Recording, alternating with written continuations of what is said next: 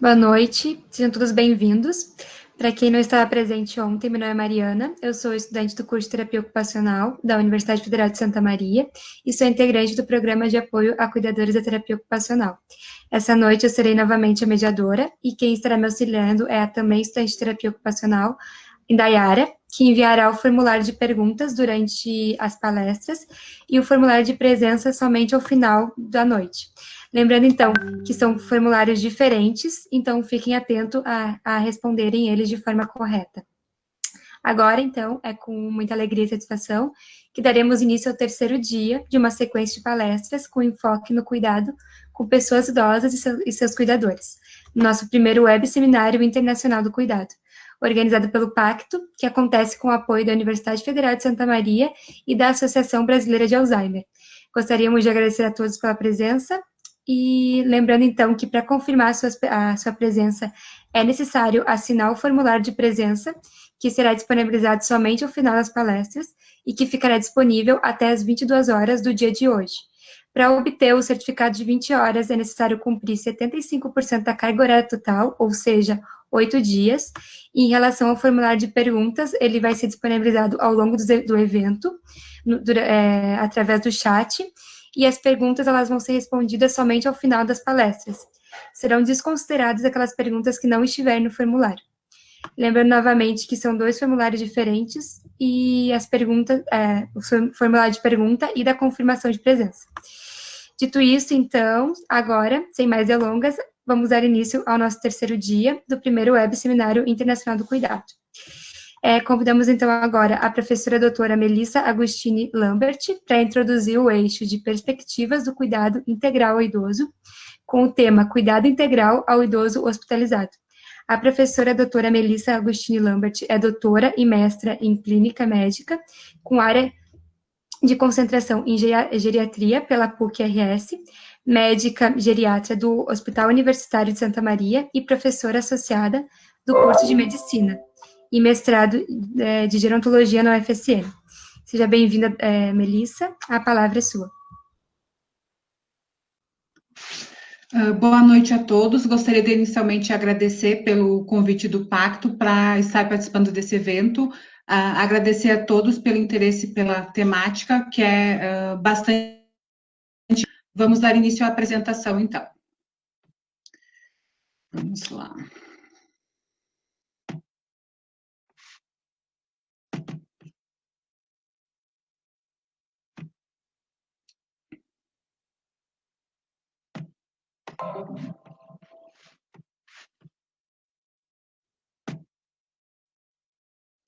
Como já colocado pela Mariana, o tema é cuidado integral ao idoso hospitalizado.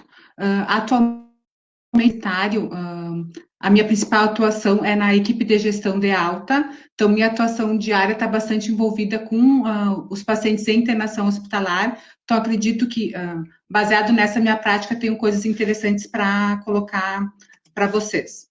A minha fala, ela vai se dividir, então, a gente vai falar sobre ambientes de cuidado, com maior enfoque no ambiente hospitalar, algumas coisas sobre peculiaridades do idoso, que é a nossa população-alvo, as questões sobre abordagem da integralidade, um pouco de fala sobre equipe multiprofissional, e também vou dar um pouco de enfoque sobre o tema de gestão de caso. Em relação a ambientes de cuidado, é bastante interessante, à medida que a gente pensa no ambiente da internação hospitalar, que a gente tem uma noção de todas as possibilidades de ambientes de cuidado ao idoso, e pensando numa transição adequada entre por onde esse idoso pode circular, à medida que ele apresenta necessidades de cuidado à saúde. O ambiente de cuidado, ele vai ser utilizado de acordo com o perfil de necessidades do idoso. Então, é bastante importante que a gente identifique o que ele precisa nesse momento, quais são as necessidades e que ambiente que é o adequado para a solução dessas necessidades. É muito importante que a gente tenha noção dessas diferenças para a gente fazer uma escolha de forma adequada, para tendo riscos por estar num ambiente inadequado, que esse ambiente lhe ofereça exatamente o que ele precisa, com uma relação risco-benefício adequada, e também à medida que ele troca de um ambiente para outro ambiente de cuidado, essa transição de cuidados entre um ambiente e outro deve ser eficiente, também buscando a questão da minimização de riscos. Pensando na questão do ambiente hospitalar, né? O que faz com que o idoso precise do ambiente hospitalar? Geralmente, quando esse idoso está numa situação de adoecimento, em que ele necessita ser monitorado 24 horas, em que ele necessita de tecnologias que só existem no ambiente hospitalar, por exemplo, uma propedêutica avançada, exames de imagem, necessidade de cirurgias, enfim, ou medicações que só podem ser feitas em ambiente hospitalar. É muito comum, e a gente acaba sendo seduzido, assim, por usar o ambiente hospitalar para facilitar algumas questões de realização de exames, agilizar.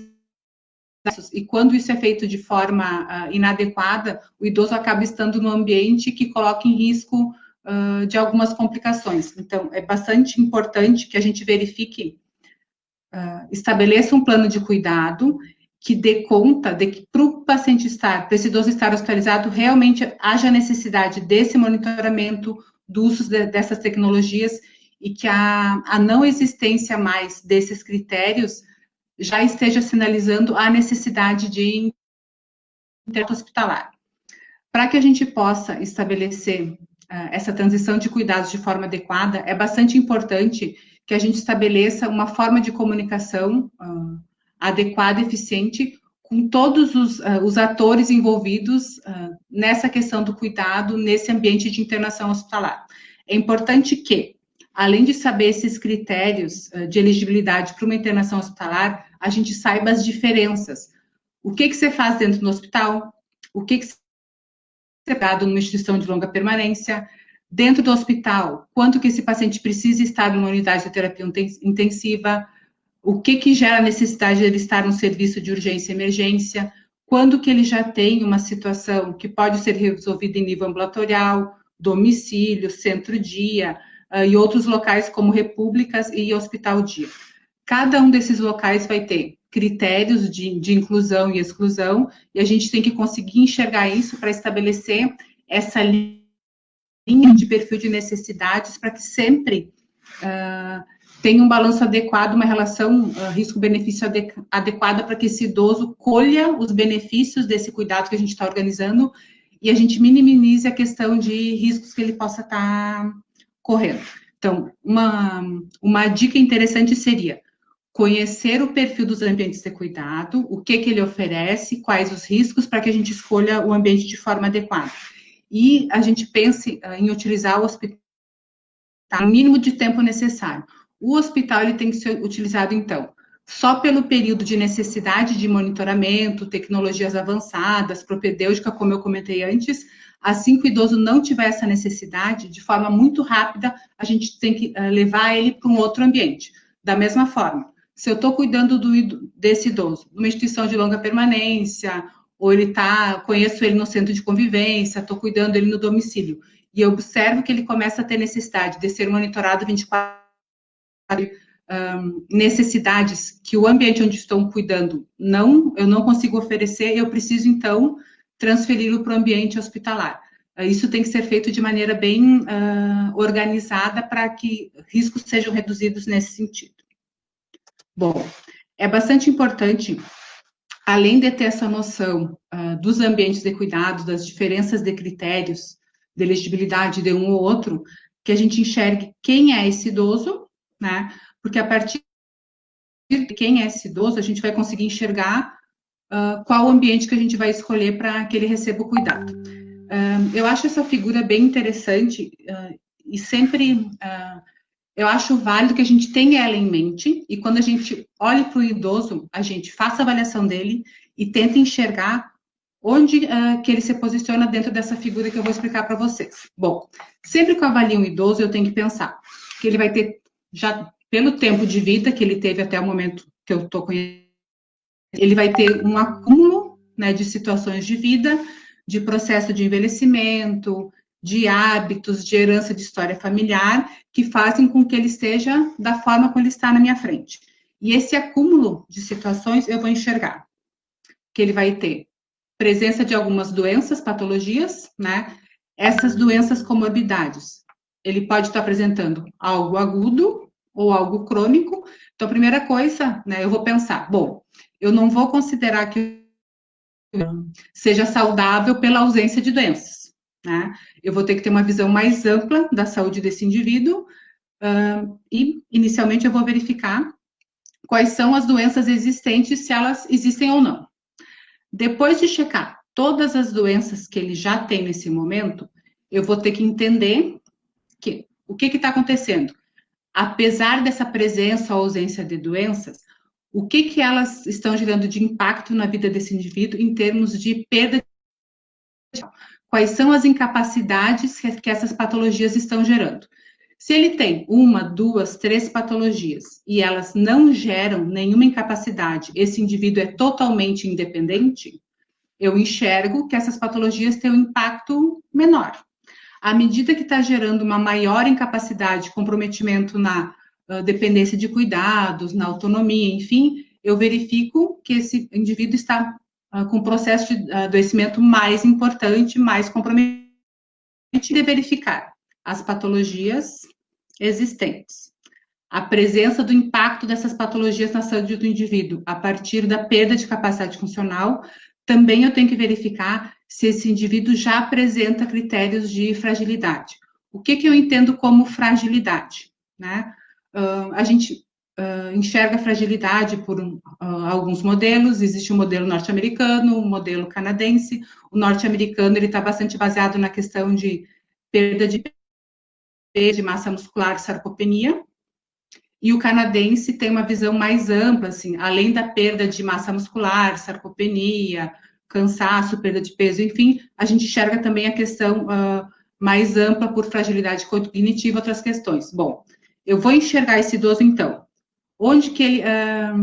eu vou tirar uma foto desse idoso e vou enxergar que doenças que ele tem ou não, se já existiu a perda de capacidade funcional e se também ele já fragilidade. Eu vou enxergar se esse idoso aqui, ele está por aqui, só com doenças, sem perda de capacidade funcional e sem fragilidade, ele vai estar localizado por aqui. Se ele estiver por aqui, ele tem as patologias e já essas patologias estão comprometendo o dia a dia dele, a capacidade funcional.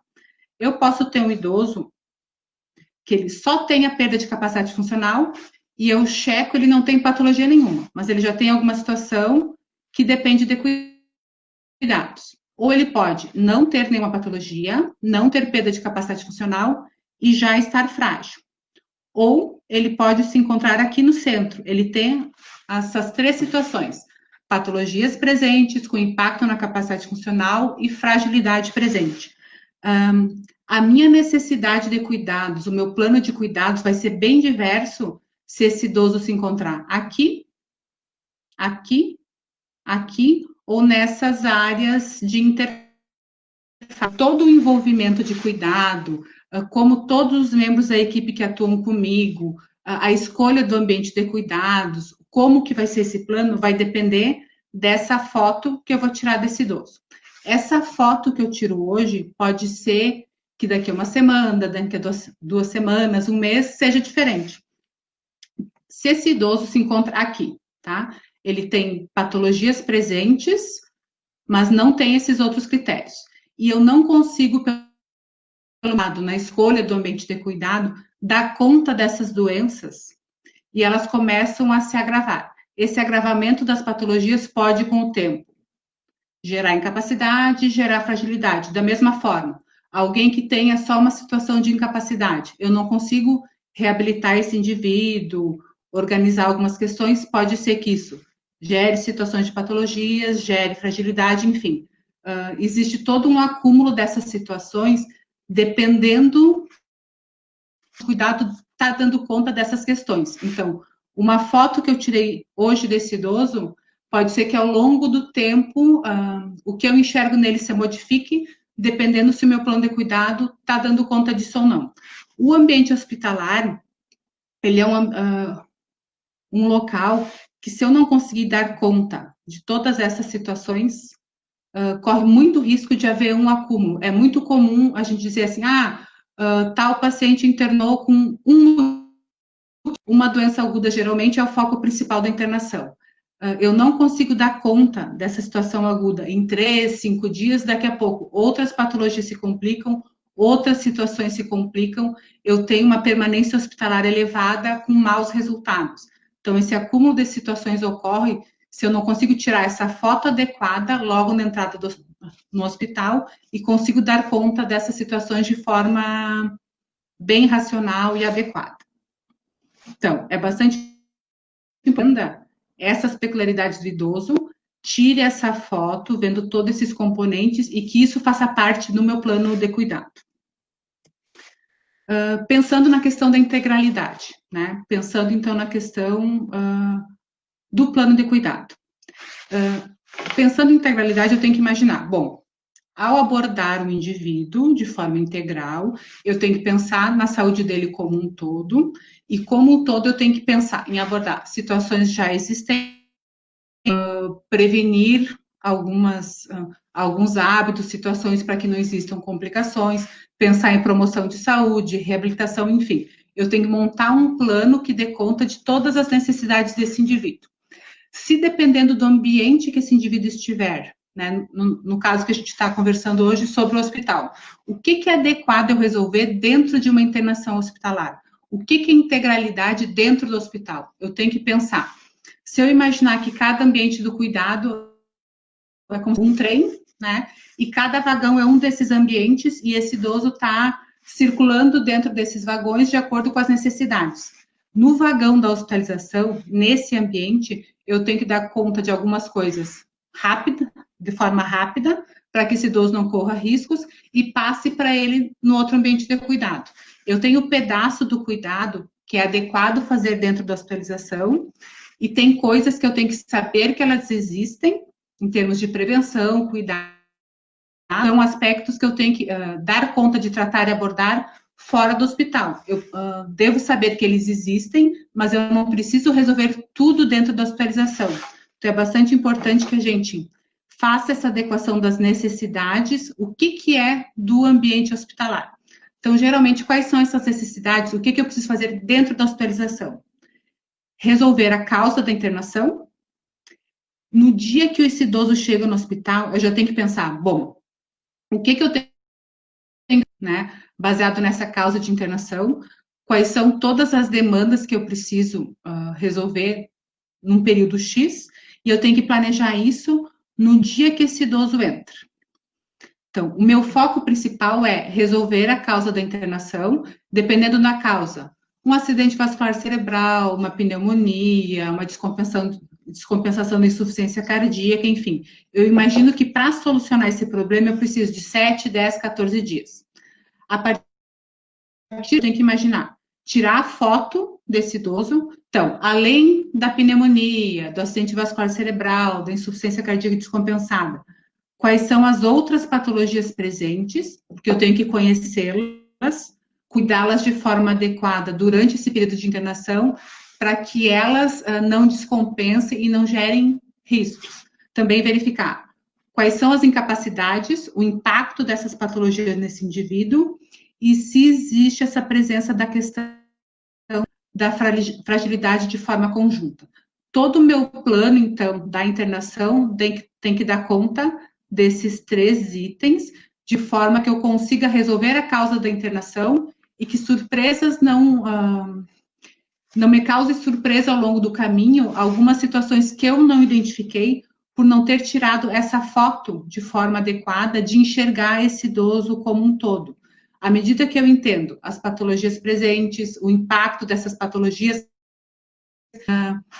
todas as questões do ponto de vista nutricional, social, funcional, eu vejo esse idoso como um todo e verifico todas as necessidades, todos os itens necessários para que essa minha abordagem dentro do hospital dê o mais certo possível, no mínimo de tempo necessário. Sempre, esse plano de cuidado, ele vai ter que ser estabelecido buscando uma melhor relação risco-benefício e eu tenho que seguir uma linha de cuidado já estabelecida. O que significa essa linha de cuidado? Eu tenho que verificar como era a utilização de serviços de saúde prévia desse indivíduo. ele morava numa instituição de longa permanência, ele morava sozinho, ele morava com a família e era atendido numa unidade básica de saúde. Como era esse nível de cuidados prévio, o ambiente onde ele vivia, quais eram as necessidades e por que esse funcionamento prévio gerou uma descompensação aguda que levou ele a uma hospitalização. O que deu errado? Se deu errado, enfim. Então, existiu um funcionamento prévio que gerou a internação.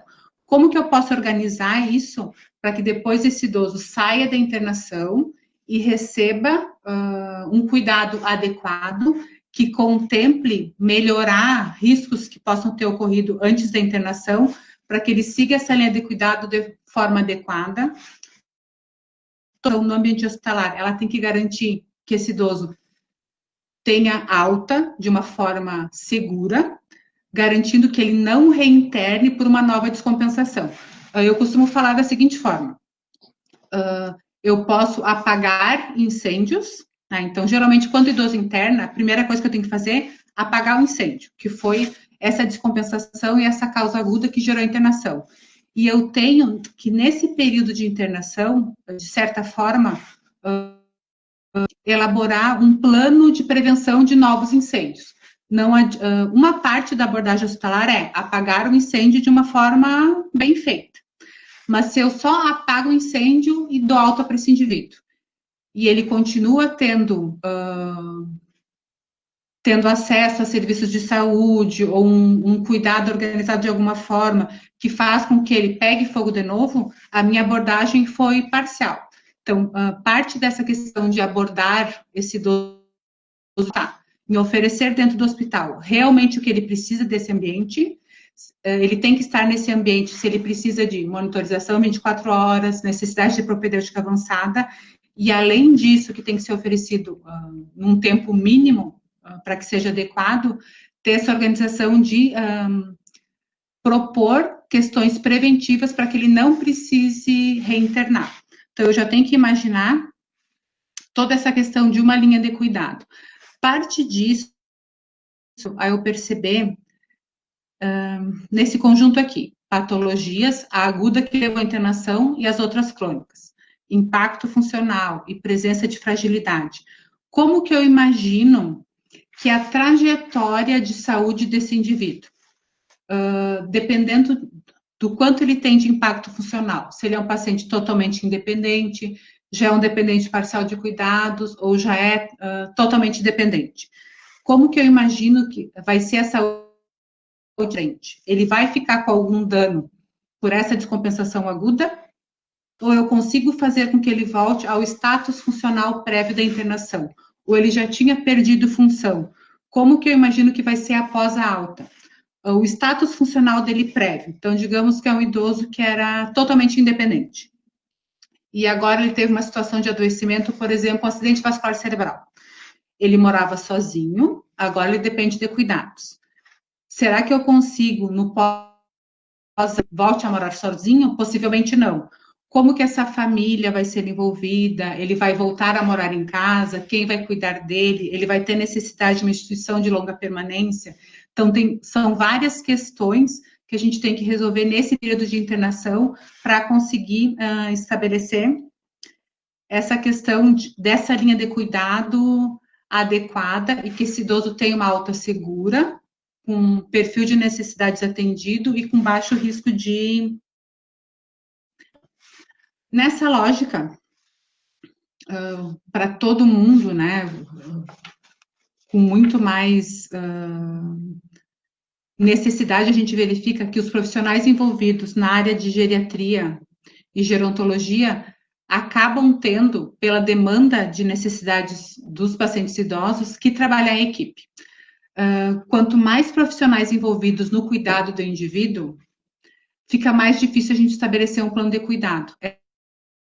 Quando a gente atua em equipe, que essa equipe esteja afinada, realmente que todos estejam procurando um objetivo comum e que se auxiliem. Se cada um enxergar só o seu pedaço do paciente, a sua área específica, e não conseguirem conversar para estabelecer um plano comum, dificilmente a gente vai conseguir um bom resultado.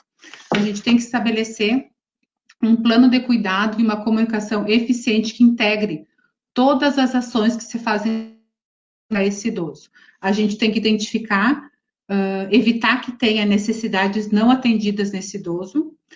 Quando esse idoso, com muita frequência, ele vai precisar de vários profissionais, existe um maior risco de maus resultados, e quando esse plano não dá conta de ser coordenado, esse indivíduo vai ter mais riscos de ter que estar visitando o pronto atendimento, reinternar de forma desnecessária, maior permanência hospitalar, maior mortalidade. Nesse sentido, a gente tem que buscar utilizar algumas estratégias, buscar algumas medidas facilitadoras para a comunicação entre todos os membros da equipe, como pensar dentro do ambiente hospitalar. Como facilmente eu faço para localizar os profissionais, para conversar, para tirar dúvidas em relação ao plano, às necessidades desse indivíduo. A gente tem que pensar em revisar periodicamente quais os objetivos dessa internação, listas de verificação de problemas que a gente está identificando. Cada um de nós tem que saber, bom, tem o médico, o enfermeiro, o fisioterapeuta, o fonoaudiólogo, o terapeuta ocupacional, o psicólogo, enfim, tem vários profissionais envolvidos nesse cuidado. Cada um de nós tem que ter noção o que faz parte da minha atuação e eu tenho que saber o que eu preciso do outro, para poder saber solicitar para o outro o que eu preciso para o meu paciente. Nessa lógica é bastante importante que a gente crie dentro do hospital momentos de rounds interdisciplinares, que a sua visão do indivíduo e de forma conjunta se define o que é adequado já implementar para esse idoso. E nessa lógica, dependendo do ambiente, do hospital onde vocês trabalharem, a gente tem que lançar mão de criatividade para poder definir esse plano conjunto de uma forma que fique fácil, prática e racional essa abordagem do idoso dentro do hospital. Nessa lógica, eu queria colocar para vocês algumas coisas sobre a gestão de casos. A gestão de casos, geralmente, ela é necessária quando o paciente é considerado complexo. O que eu considero um paciente complexo? Se eu tiro a foto do idoso, tá? Ele tem uma, duas doenças. Uma doença crônica e uma aguda que gerou internação. Ele não tem capacidade e ele não tem situação de fragilidade. Eu estabeleço um protocolo, já tenho uma rotina e resolvo esse caso. Não precisa, não dá muito trabalho abordar essa situação. Agora, quando eu tenho com várias patologias, já com grande impacto em relação ao dia a dia desse indivíduo, se eu quiser aplicar um protocolo, fica difícil. Por exemplo, um paciente com uma insuficiência cardíaca descompensada. Eu poderia aplicar um protocolo para pacientes com insuficiência cardíaca. Mas, além disso, ele tem osteoartrose, uma sequela de acidente vascular cerebral, tem uma neoplasia avançada, tem várias situações que um protocolo só não vai dar conta. Então, nesse tipo de situação que está indicado, você fazer a gestão coisa em relação a isso para vocês. Geralmente, a gestão do caso identifica todos os profissionais que vão estar para solucionar o problema desse paciente e a partir do perfil de necessidade do indivíduo, tu verifica qual dos profissionais é que vai estar mais envolvido. Pode ser o médico, assistente social, o fisioterapeuta. A gente consegue ver assim, para esse paciente, quem que está tendo uma demanda maior de trabalho e esse pode ser gestor. Vai ser aquela pessoa que vai juntar todos os planos, tudo que cada um dos profissionais está vendo do indivíduo, vai tentar achar um senso comum disso, fazer um resumo desse caso e discutir, colocar para toda a equipe e, a partir disso, elaborar um plano de cuidado único e tentar acompanhar a aplicação desse plano. Um plano de cuidado, ele precisa, né, pensando em cada um dos profissionais envolvidos, uma avaliação adequada, detectar problemas envolvidos, elaboração de objetivos, que objetivos eu tenho dessa internação e o que eu preciso para alcançar esses objetivos. Onde? Então, o que precisa ser dentro do hospital? Como que eu vou resolver o que eu identifiquei e quem da minha equipe que vai executar o que está sendo necessário? Que tempo que eu preciso para executar essas necessidades? O quanto o paciente vai participar, está entendendo o que está acontecendo, ou o seu representante familiares, e que rede de apoio eu tenho para executar tudo que eu preciso. Então, eu vou elencar. Faço a avaliação, identifico os problemas, vejo o que eu vou resolver dentro do hospital, quem vai executar cada uma das necessidades e que tempo eu preciso. Dessa forma, eu elaboro esse plano de cuidado por um período de internação hospitalar que eu organizei para esse indivíduo. Um checklist para a gente pensar, então, nessa gestão de casos.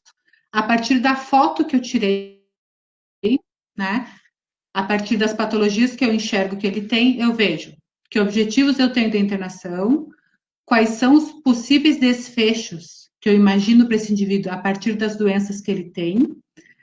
Eu identifico qual a autonomia desse indivíduo, a capacidade de entendimento do que está acontecendo, o envolvimento do paciente, do idoso, com o que vai acontecer, o que é necessário de tratamento para ele durante a internação. Para isso, eu vou fazer avaliação cognitiva desse indivíduo, vou delírio, vou afastar a situação de depressão, para verificar se ele tem autonomia dele decidir, junto com a equipe, o que ele pretende dessa internação, o que ele está entendendo do tratamento proposto. Se ele não tem autonomia, por ter alteração cognitiva ou de humor, e ele não pode ajudar na decisão, eu vou contar com o suporte familiar e social desse paciente para a tomada de decisão. Vou avaliar a questão da incapacidade que eu já comentei com vocês também. O quanto ele depende de tem risco de quedas ou não, se ele depende de cuidados, quem é essa família, suporte familiar e social. E além desses itens, então, da parte de incapacidade e fragilidade, então eu vejo comorbidades, parte funcional e parte de fragilidade, e a partir disso eu vou estabelecer, então, esse plano de cuidado com todas as pessoas envolvidas. Bom, eu tentei colocar alguns itens, né, na fala sobre o ambiente hospitalar, tentando colocar assim, um pano de fundo de como poderia ser a organização dessa abordagem integral do idoso, à medida que a gente pensa, então, em enxergar cada ambiente de cuidado, para que ele se presta, qual é o perfil de benefícios de utilizar esse ambiente de riscos, com foco no ambiente hospitalar, que características do idoso a gente tem que pensar para dar conta que seja integral, e essa abordagem integral eu tenho que utilizar o que faz parte do ambiente hospitalar e o que eu tenho que deixar, elencar que existe, mas deixar para um outro ambiente, e também coloquei para vocês a lógica de atuação em equipe, os cuidados que a gente tem que ter, e algumas pinceladas sobre a questão da gestão de caso. Muito obrigada, depois eu estou à disposição para a gente conversar, responder algumas questões que acredito que tenha várias coisas que a gente pode depois. Agradeço bastante o convite, muito obrigada.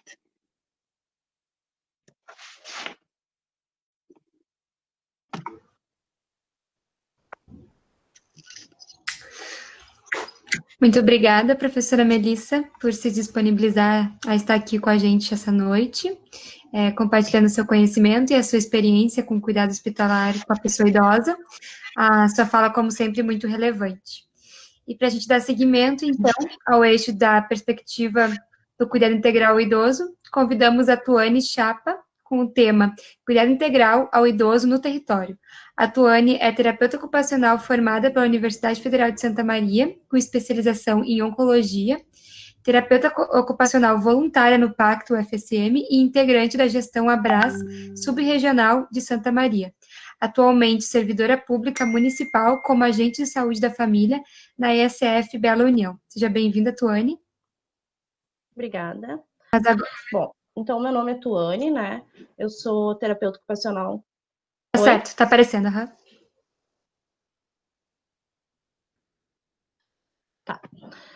Sou terapeuta ocupacional formada pela UFSM. Atualmente eu sou servidora pública municipal aqui da prefeitura, como agente comunitário de saúde da região norte. Então, eu vou falar um pouco do meu trabalho como agente comunitário na parte do idoso, no atendimento mais específico a ele. É muito importante a gente poder ter essa noção, eu como agente comunitário de saúde e os profissionais, enfim, da diferenciação, né, da saúde e da doença.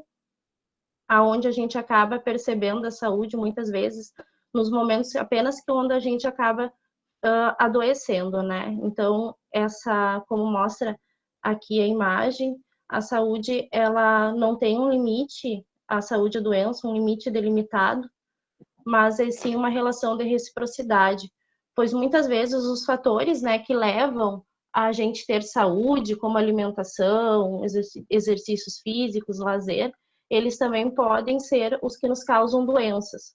Então, para a gente dizer que tem saúde, são vários determinantes, né? Então, não apenas biológicos, mas psicológicos e sociais. O processo de saúde, então, ele ocorre, tanto do processo de saúde como doença, ele ocorre de uma maneira bem desigual, né, entre os sujeitos, levando muitas vezes em consideração as classes. Isso é uma coisa que a gente, enquanto agente comunitário de saúde, a gente consegue ter essa visão bem ampliada principalmente quando a gente atua nas nossas áreas, que a gente acaba vendo essa diferenciação do processo de saúde de um indivíduo para o outro.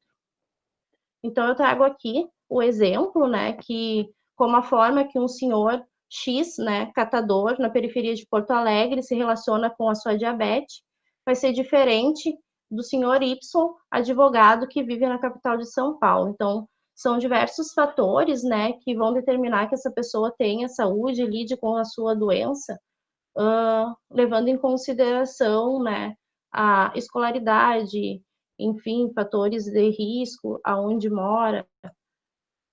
Então, trazendo um pouquinho da parte do SUS, que, né, norteia o nosso trabalho, a gente traz o conceito ampliado de saúde, né, que o SUS, ele é baseado nesses determinantes sociais, onde ele traz mudanças gradativas da saúde, ela está sempre em um grande processo de mudança.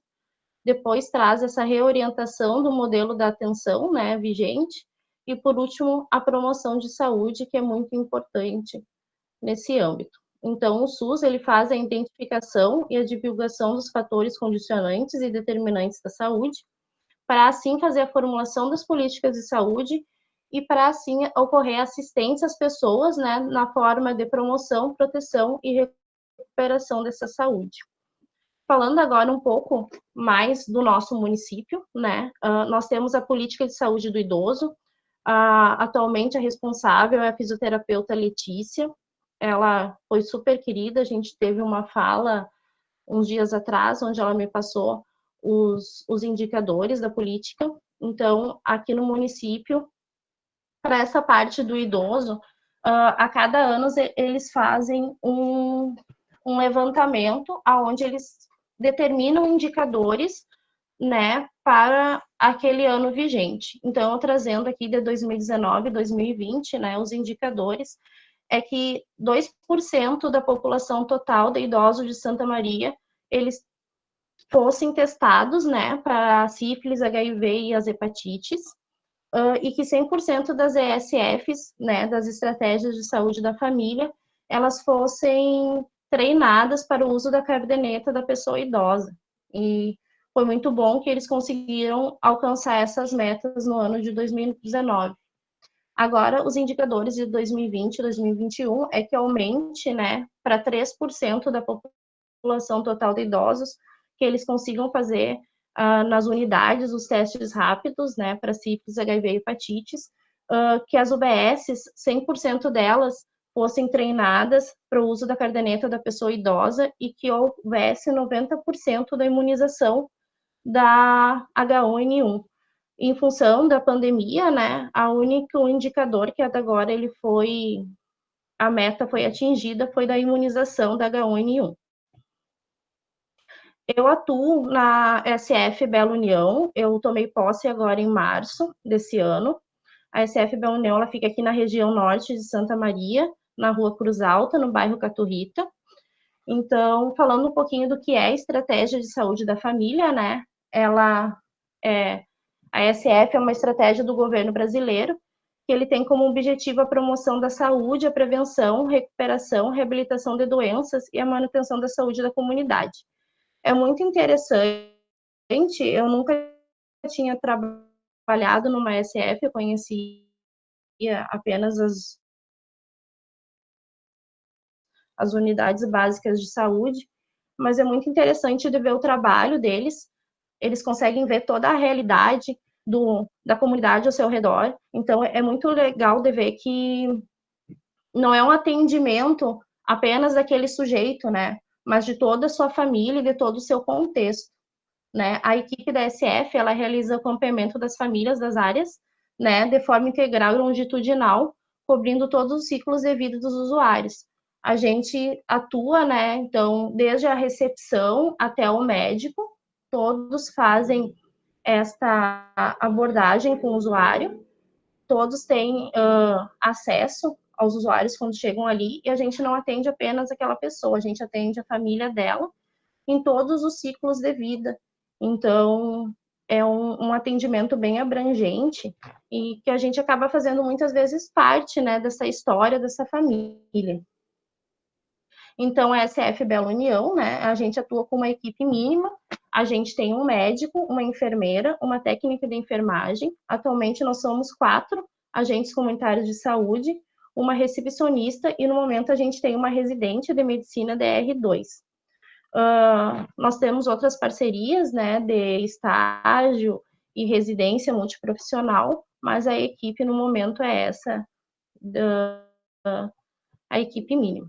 Falando um pouco do meu trabalho enquanto agente comunitário de saúde, né? O agente comunitário, ele é o elo entre a comunidade e a unidade de saúde, né? O agente comunitário, ele que está inserido ali, ele é como um colega meu fala, é a ponta da lança, né? Ele está diretamente na comunidade, dentro das residências, vendo a realidade daquela comunidade. Então, a gente promove, né, sim, a saúde, porque a gente acaba levando informação, quando a gente verifica alguma coisa que não está correta ou alguma dúvida, a gente leva para a unidade. Então, a gente faz as visitas domiciliares, né, e faz parte da história da vida dessas pessoas, cria vínculo, não tem como não criar, e a gente acaba criando estratégias junto à equipe para auxiliar e promover saúde. Ali na SF, uma vez na semana, a gente tem a nossa reunião de equipe, onde a gente traz os casos que a gente atendeu durante a semana, e a gente cria, né, planos de ações junto à equipe para poder fazer tanto auxiliar como promover a saúde desses indivíduos e da sua família. Então, trazendo um pouquinho da Política Nacional da Atenção Básica, né, o agente comunitário de saúde, né, ele trabalha, né, com a descrição de fomentos em base geográfica definida sua microárea. Quando tu toma posse, no caso, quando eu tomei posse em março, eu sabia que eu ia para a SF Bela União, né, da região norte, que foi para onde eu fiz o concurso. Tu tem que residir na região para onde tu fez o concurso desde o momento da publicação do edital, e depois a gente é designado para uma microárea. No caso, a minha é a microárea da Negrinho, fica até perto da onde eu moro, e a gente pode atender até 750 pessoas, independente do número de famílias. Então, a gente tem que fazer o cadastro de todas essas pessoas e manter eles atualizados. Nesse momento, a gente consegue fazer a identificação de quais são os idosos, né? Nesse cadastramento, a gente tem os formulários específicos do SUS, aonde a gente identifica ali as doenças crônicas desses indivíduos. A gente consegue assinalar ali, vai para o sistema, quem tem pressão alta, quem tem diabetes, teve AVC, faz uso de algum medicamento controlado. A gente faz orientação dessas famílias quanto ao serviço de saúde disponível, realiza atividades, né, programadas e de atenção de demanda espontânea, faz o acompanhamento, né, através das visitas domiciliares. Falando mais da parte dos idosos, quando eu faço o cadastramento dessas famílias e desses idosos, o sistema mesmo da prefeitura, que se chama Consulfarma, ele me dá o risco familiar ao final do cadastramento do domicílio. Então, ele faz uma descrição de 3 cores para cada família. Vermelho seria de alto risco, laranja médio e e verde, baixo risco. Então, dessa forma, eu sei os idosos que eu tenho que fazer um acompanhamento mais de perto, né? Geralmente, os de alto risco eu faço acompanhamento uma vez na semana, e os que eu posso deixar um pouco mais para fazer visitas, não ser tão periódica, né?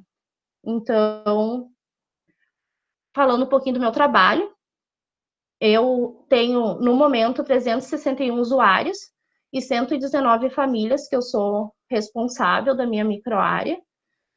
Então, o agente comunitário de saúde, ele vai fazer o atendimento tanto individual, coletivo, como multidisciplinar. A gente faz, depois do cadastramento, a gente vai ter essa busca ativa. Aqui eu tenho uma tabela, que é um quantitativo que eu tenho dessas pessoas que eu faço o acompanhamento. Então, como pode ver na minha área, eu tenho mais idosos do que mulheres em idade fértil. Eu digo para a enfermeira da unidade, né, que é a minha chefe, que eu fui muito agraciada de ter pego uma área onde tem vários idosos, porque todo o meu trabalho, enquanto terapeuta ocupacional, ele foi voltado para os idosos, então eu tenho uma facilidade de trabalho, gosto de trabalhar com a pessoa idosa, então eu tenho bastante idosos na minha área. Então a gente consegue, né, através disso, ter essa tabela para que a gente possa fazer o acompanhamento correto, né, dos hipertensos, quem é de alto risco, dos domiciliados da minha área, todos são idosos, os 10 que eu tenho, os 3 acamados são idosos, e das pessoas com deficiência, apenas um não é idoso. Falando um pouquinho do meu trabalho, então, a gente faz as visitas domiciliares, a gente faz tanto individualmente, para fazer esse acompanhamento periódico do idoso. Então, a gente vai na residência, verifica se ele está com as receitas em dia, caso não esteja, a gente leva para a unidade para fazer a renovação da receita, e depois a gente faz a entrega para esse idoso. Com a função da pandemia, então, a gente faz essa busca ativa e acaba levando no próprio domicílio as receitas para que eles não precisem sair de casa. Os atendimentos, eles podem ser também coletivos, como tem aqui na foto, foi na imunização da H1N1, e os idosos que fossem acamados ou que tivessem algum tipo de deficiência, a gente foi fazer a vacinação nas residências, né? Então, somos nós os 4 agentes comunitários e a técnica de enfermagem. A gente fez a imunização deles, então, de forma domiciliar. Então, a gente faz as visitas são todos os dias. Ali na SF, eu fico um turno dentro do posto, né? Dentro da unidade, e no outro turno eu faço visita domiciliar. Aqui a prefeitura, ela estabelece, né, que a gente faça no mínimo 6 visitas por dia, e depois todas essas visitas a gente tem que fazer o lançamento no sistema e colocar a observação do que foi realizado. Então, agora com o coronavírus, a gente também faz o apoio junto à vigilância epidemiológica, quando a vigilância precisa fazer alguma testagem de PCR, né, em algum idoso, eles entram em contato com a unidade, e a gente acaba indo junto, né, porque a gente já conhece a família, conhece a residência, onde fica, então a gente vai junto já passando a realidade e tudo mais para a vigilância. Quando a vigilância ela é acionada para fazer o exame do PCR, o médico da unidade, ele já coloca esse idoso em isolamento por 14 dias, ou até sair o resultado do exame, caso dê negativo, e a partir desse período, após o resultado, se for positivo, nós, né, agente comunitário de saúde, a gente faz um acompanhamento de 14 dias, via telefone, desse idoso para saber os sintomas, como está, se teve melhora, piora, passando todos os dados para o médico, e o que o médico orienta, a gente faz essa devolutiva, e daí a gente faz acompanhamento por 14 dias, passando todas as orientações necessárias. No final dos 14 dias, se ele não tem mais sintoma, ele é teoricamente recebe alta, e daí a gente não faz mais esse acompanhamento periódico, diário, né, no caso. Um dispositivo que a gente trabalha, então, é a caderneta da saúde da pessoa idosa. Ela é bem completa, ela é do Ministério da Saúde, ela foi criada em 2018. Então, a unidade nos passa essas cadernetas para que a gente entregue para esses idosos. Infelizmente, o município aqui ele não recebeu caderneta suficiente para que a gente pudesse contemplar todos os idosos que tem. Por exemplo, na minha área eu tenho 69, eu creio que eu tenho recebido 22 cadernetas. Então, o que a gente faz? Como a gente tem essa busca ativa, a gente tem que priorizar os idosos acima de 75 anos e que estejam em vulnerabilidade social. Então, a caderneta, eu preencho ali a parte da frente, aqui tem um exemplo, com os dados pessoais, a gente coloca pessoas de referência, a unidade, e nessa parte aqui que é bem importante, que eu, enquanto agente comunitário, eu faço um acompanhamento bem de perto da medicação de cada idoso, então a gente consegue fazer a descrição ali de qual medicamento, qual a dose e frequência que tem que tomar e o tempo, né? Essa caderneta fica com eles. Eu, falando do meu trabalho, eu preencho junto com eles, levo a parte dos dados pessoais já preenchida e faço o preenchimento dos demais com eles. Oriento que sempre na consulta eles levem a caderneta, porque ele vai ter todos os dados necessários, né? Que muitas vezes os idosos eles moram sozinhos ou moram só com um companheiro que também é idoso. Então, mantendo essa caderneta atualizada faz com que eles tenham mais facilidade do médico na hora da consulta ter uma noção maior do que ele está fazendo uso e tudo mais. Um trabalho que a gente começou a fazer há cerca de um mês e meio dentro da SF, o médico da unidade, ele começou a perceber que alguns idosos, eles estavam com dificuldade no uso da medicação. Eles estavam com as doenças crônicas bem descompensadas, né, a pressão alta e a glicose, principalmente. Então, ele conversou comigo, porque além de ser agente comunitário, eu tenho a formação em terapia ocupacional, da gente criar alguma estratégia que pudesse auxiliar esses idosos, principalmente os que fossem analfabetos ou tivessem em alguma vulnerabilidade social, para que a gente pudesse criar algum dispositivo, adaptação, para que auxiliasse nesses medicamentos, para que eles tomassem de forma correta, para que eles tivessem maior independência, né, e melhor qualidade de vida. Então, o médico, quando ele identifica o idoso que tem essa dificuldade, ele me chama, a gente conversa individualmente, ele me passa a relação de medicamentos, a realidade do idoso, se ele consegue enxergar, tem baixa visão ou não, se ele lê, se tem alguma outra deficiência intelectual, enfim. E eu crio, né, então, as caixas de medicamento. Essa que mostra na foto, eu fiz a identificação por cores, porque o idoso, ele disse que sabia ler, mas tinha dificuldade. Então, a gente fez a criação de cores. Além da caixinha, eu faço a tabela com os medicamentos e as cores, porque se eles tiverem algum companheiro, companheira ou filho na casa, que também possa orientar o filho nessa parte, através da tabela.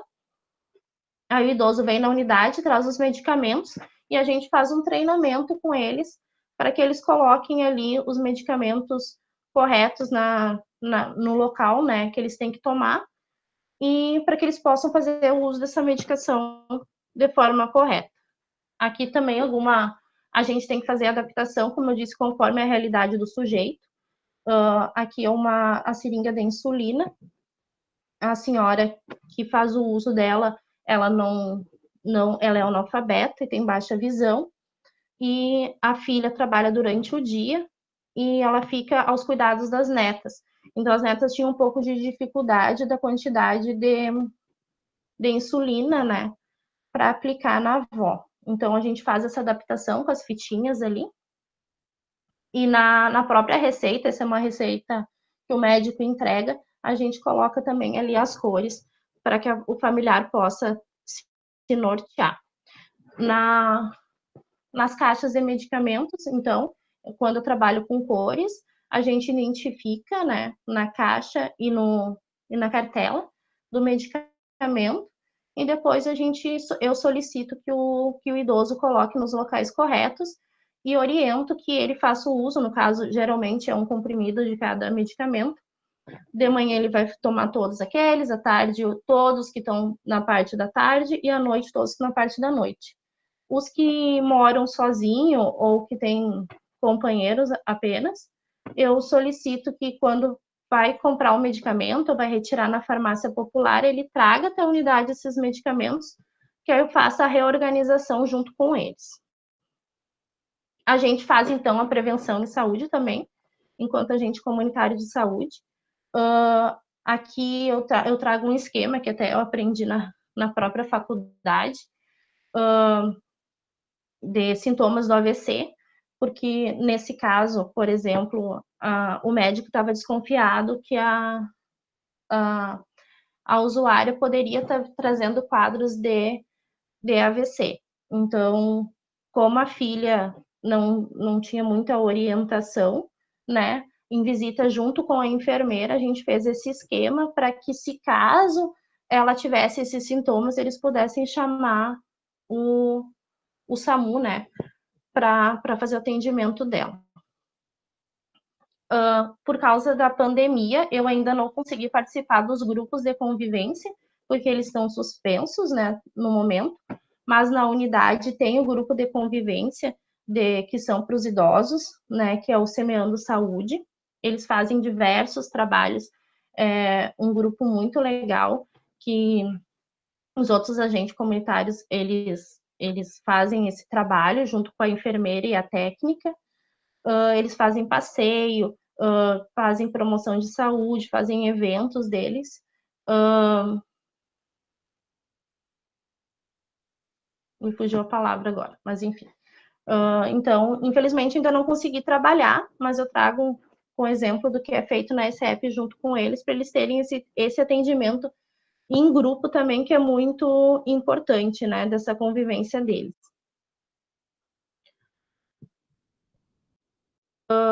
Eu só não apareceu aqui, mas a gente faz também um trabalho multidisciplinar, como eu falei anteriormente. Junto, no caso, na SF, nós temos na prefeitura, a gente tem o NASF, que traz os residentes, né, da saúde da família, da UFSM e da UFN. Então, a gente faz esse trabalho junto, os agentes comunitários e o NASF, com os residentes. A gente faz visita uma vez na semana, ou a cada 15 dias, porque eles têm que se dividir entre os agentes comunitários. No caso ali da SF Bela União, as duas agentes comunitárias, elas estão em restrição, então elas ficam na unidade, e na rua, né, propriamente dita, está eu e o meu outro colega. Então, a gente se divide com o NASF para fazer essas visitas da equipe a cada 15 dias. Eles visitam idosos do grupo de convivência, né, do Semeando Saúde, para ver como é que eles estão. Eles têm um grupo no WhatsApp, onde o residente da educação física, ele coloca atividades, exercícios físicos para esses idosos. E então a gente faz esse acompanhamento. Além que eu também, quando tem identificação de algum idoso que está em vulnerabilidade, que não faz parte do grupo, que necessita de uma orientação mais abrangente, eles vão também comigo fazer esse acompanhamento. Depois a gente discute os casos e faz esse plano de ação para cada idoso. A equipe, então, que acompanha é a psicóloga, o educador físico e a Nutri, que acompanha no momento essas visitas domiciliares. Então, para encerrar a fala, o agente comunitário de saúde, né, eu digo que ele faz da solidariedade o seu trabalho e da comunidade a sua família. A gente, sim, somos provedores de saúde e somos o principal elo da comunidade e a unidade de saúde. O agente comunitário, ele é um cargo no momento de nível médio ou fundamental, não me lembro, no município, mas ele é provedor de saúde dentro da comunidade. A gente sabe muito a realidade de cada indivíduo. Isso é muito gratificante de ver. Não é porque eu trabalho na SF Bela União, mas eu admiro muito o trabalho da equipe. A gente trabalha todos falando a mesma linguagem, né? Todos somos tratados por igual, desde a recepcionista até o médico. Todos temos acesso, todos atendemos os usuários e todos temos consciência da realidade deles. Então, eu digo que ali eu consigo ver o SUS funcionando da maneira que dá para ser, mas funcionando. A gente consegue promover saúde, fazer prevenção de saúde, e a gente está sempre trabalhando para que a gente possa solucionar o problema desses idosos, principalmente os crônicos, né, que aparecem, que vão até a unidade, que seja solucionado ali. Então, a equipe, ela trabalha de diversas formas para que isso seja feito e colocado em prática, e é muito legal de ver o trabalho da SF. Ela sabe muito a realidade das famílias, então eu sou bem apaixonada pela minha equipe e pelo meu trabalho de agente comunitário de saúde. Eu sou terapeuta ocupacional de formação, mas de coração eu sou muito grata de ser agente comunitário, porque eu atuo com esses idosos dentro da casa deles, vendo a realidade, tentando buscar junto à equipe soluções, e é muito gratificante de ver quando a gente consegue realizar o nosso trabalho da forma mais completa possível e principalmente tendo reconhecimento dentro da equipe. Da minha parte seria isto. Me coloco à disposição para qualquer dúvida, né, ao final. E muito obrigada.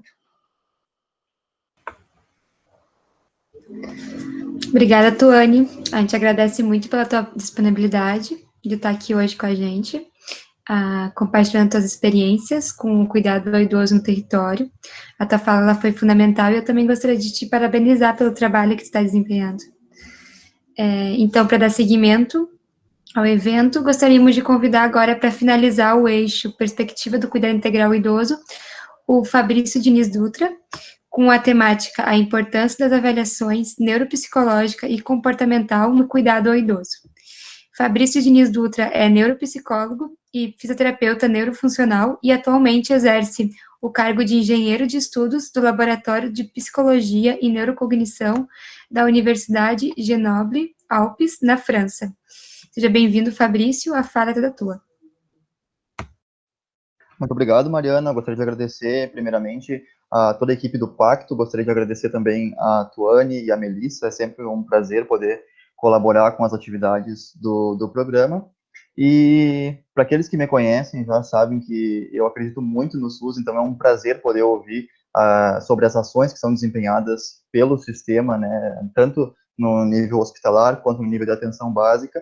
E a minha fala de hoje ela vai ser voltada para alguns elementos específicos que são os elementos psicológicos, né? Já foram falados sobre eles, né? Sobre esses elementos psicológicos, sejam cognitivos, emocionais, no cuidado ao idoso, e eu vou falar especificamente, né, sobre os elementos, ou especificamente não, mas principalmente sobre os elementos cognitivos, né? Então, quando a gente fala em envelhecimento, a gente precisa pensar que o envelhecimento ele não acontece, como já foi falado, né, da mesma forma para todas as pessoas. Algumas pessoas podem apresentar alterações diversas ao longo do seu ciclo vital.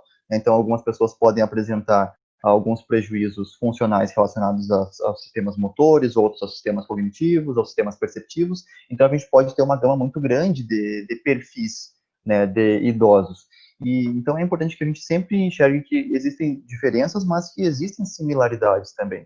Então, uma das grandes similaridades que a gente observa é que, em geral, idosos tendem a apresentar alterações cognitivas, né? E quando a gente fala em alterações cognitivas, a gente precisa pensar que a gente está falando em um dos aspectos do funcionamento psíquico, do funcionamento psicológico.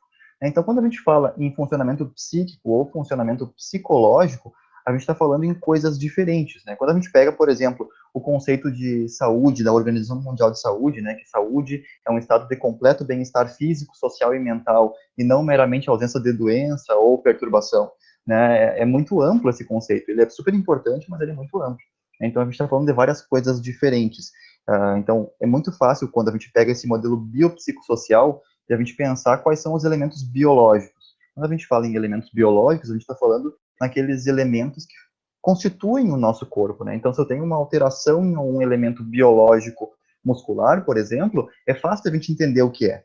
Quando a gente fala biopsicossocial, o biológico é fácil de entender. O social também ele é razoavelmente fácil de entender.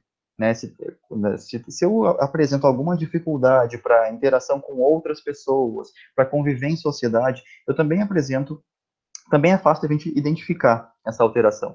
O problema é que o psicológico, ele tem uma nuvem cinza sobre esse termo, né? Muitas vezes a gente não sabe muito bem a que ele se refere, ou o que significa ter uma alteração psicológica. Então, é importante que a gente pense no primeiro momento o que é esse funcionamento psíquico.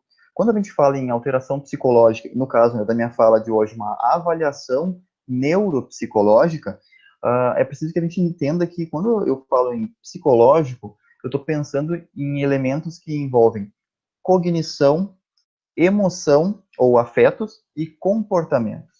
Então, quando a gente fala em algo psicológico, a gente pode estar falando em coisas diferentes, mas que se complementam. Então, eu posso estar falando em elementos cognitivos, que envolvem memória, atenção, linguagem, raciocínio, pensamento, imaginação, enfim, várias funções chamadas cognitivas.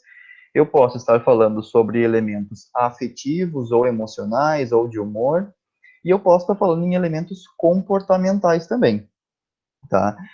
É importante que a gente enxergue, né, e já foi falado anteriormente na fala da Melissa e da Tuane também, a importância da autonomia, né, para um envelhecimento saudável.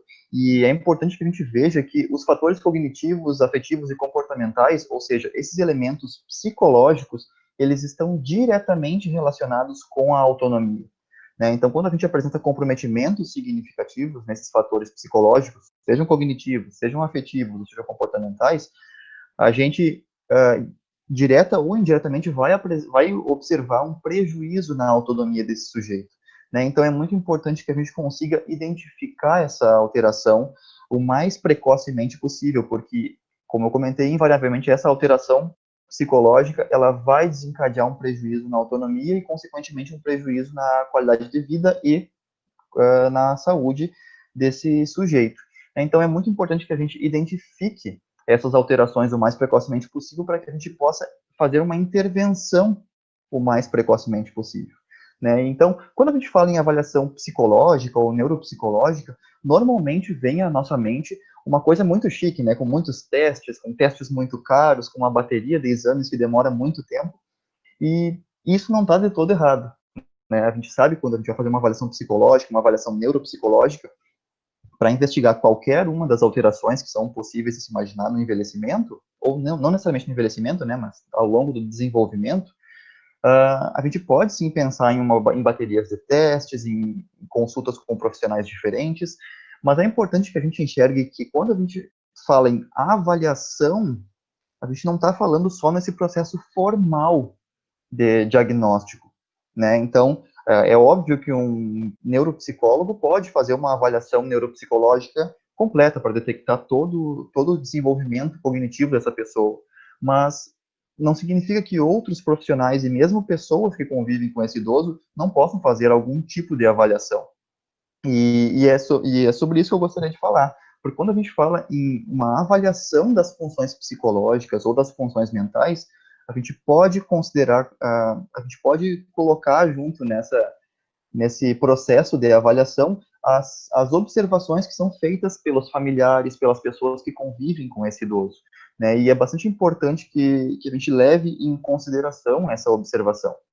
Então, Quando a gente fala em cognição, a gente está falando também, né, como eu falei, lembrem, tem os elementos psicológicos, dentro dos elementos psicológicos nós temos elementos cognitivos, elementos afetivos ou emocionais e elementos comportamentais. Quando a gente fala em elementos cognitivos, eu não estou falando em uma coisa só também, né? Quando a gente fala em cognição, normalmente vem à nossa mente a ideia de inteligência, né? E a inteligência, ela é um dos elementos que fazem parte da cognição. Mas quando a gente pensa em cognição, a gente pode pensar em pelo menos 6 elementos diferentes. Então, é muito importante que tanto profissionais, não necessariamente psicólogos ou profissionais que trabalhem diretamente com saúde mental, mas profissionais de diversas áreas que atuam no cuidado ao idoso, é importante que esses profissionais conheçam quais são esses domínios, porque dependendo de como está o perfil funcional desse idoso, as intervenções que esses profissionais diferentes vão fazer com esse idoso vão mudar bastante. Então, por exemplo, um idoso que apresenta um prejuízo de memória vai ter dificuldade para lembrar das tarefas que ele precisa realizar em casa, por exemplo, indicadas por um fisioterapeuta, por um profissional de educação física, por exemplo. Então, é importante que a gente conheça quais são esses domínios cognitivos, para que, a partir das alterações funcionais que são observadas em cada um desses domínios, a gente consiga fazer um planejamento da intervenção de forma mais adequada possível. Da mesma forma, é muito importante que os cuidadores, que os familiares conheçam minimamente esses domínios cognitivos para identificar o mais precocemente possível qualquer alteração. É muito importante, a gente sabe que é muito as intervenções de estimulação, de reabilitação, elas tendem a ser muito mais efetivas quando elas iniciam precocemente. Então, se o cuidador ele consegue perceber que tem alguma coisa que não está dentro do esperado para a cognição daquele idoso, ele vai poder encaminhar esse idoso mais precocemente para um profissional para fazer uma avaliação formal. Então, é muito importante que a gente conheça quais são esses domínios cognitivos. Então, eu vou falar muito brevemente sobre cada um desses domínios, o que a gente pode fazer para identificar alguma alteração nesses domínios e também o que a gente pode fazer para estimular esse domínio. Tá? Então, como eu falei, vai ser muito brevemente mesmo. Se vocês tiverem dúvidas, vocês podem enviar para o pessoal da organização que eu posso complementar com as respostas ao final, tá bom? Então, o primeiro domínio é o domínio da atenção geral. A gente sabe o que é a atenção, né? Comumente a gente considera como a atenção como sendo aquela capacidade que a gente tem de focar em alguma coisa, né? A gente fala, presta atenção nisso aqui. Então, como que eu posso avaliar essa atenção? Existem tipos diferentes de atenção, mas é importante que eu leve em conta algumas situações específicas. Então, primeiro, essa pessoa, ela consegue focar ou prestar atenção em eventos ou em estímulos específicos, pontuais, por exemplo, deu um barulho lá fora, a pessoa conseguiu prestar atenção nesse barulho? Outra coisa, ela consegue manter a atenção em uma tarefa por um tempo suficiente para a realização dessa tarefa? E um outro aspecto que a gente pode avaliar é se essa pessoa consegue desempenhar mais de uma tarefa ao mesmo tempo. Né? Então, ela consegue fazer duas atividades, ou então ela consegue desempenhar uma atividade enquanto eu estou falando com ela. São perguntas bastante simples que avaliam tipos diferentes de atenção. Então, a pessoa focar a atenção em uma coisa pontual, manter a atenção por um tempo longo e conseguir fazer mais de uma coisa ao mesmo tempo, é importante que a gente perceba que as pessoas, em geral, tendem a conseguir fazer isso em maior ou menor grau. Né? A gente sabe que conforme, quanto mais idosa é uma pessoa, a tendência é que menores sejam as suas capacidades cognitivas de forma geral, né, isso é esperado, dentro de um certo limite. Né? A gente precisa pensar sempre que, a partir dos 20 anos, 20 e poucos anos, a gente começa a ter uma perda cognitiva já, uma redução, né, das nossas capacidades cognitivas. Mas é importante que a gente veja, bom, até aqui está dentro do que eu acho que está adequado para o esperado, né, para o envelhecimento. A partir daqui já está demais. Então, é importante que a gente consiga prestar atenção em alguns aspectos específicos. Bom, se eu detectei que tem alguma coisa que não está muito legal com esse domínio da atenção, o que eu faço? Isso vale tanto para o domínio da atenção quanto para todos os outros domínios. O que a gente recomenda é sempre que se encaminhe essa pessoa para um profissional capacitado, para fazer uma avaliação formal das capacidades cognitivas. Agora, se essa pessoa já foi encaminhada, já foi avaliada, já tem um diagnóstico e já está sob acompanhamento de um profissional, eu posso desempenhar ou realizar atividades juntamente com essa pessoa para que ela tenha um ganho cognitivo, ou para que eu evite que ela tenha uma perda muito acelerada, né? E aí a gente tem diversos profissionais que atuam na área de cognição. A gente sabe que terapeutas ocupacionais são profissionais que, pela formação de base, já estão habilitados para trabalhar com estimulação cognitiva, ou reabilitação cognitiva, ou com reabilitação neuropsicológica, né, como eu gosto de falar. Não são apenas os terapeutas ocupacionais que atuam nessa área, mas os terapeutas ocupacionais são plenamente capacitados para atuar nessa área de reabilitação neuropsicológica, e então é sempre importante que se faça um acompanhamento com um profissional especializado na área, né, assim que se tiver um diagnóstico.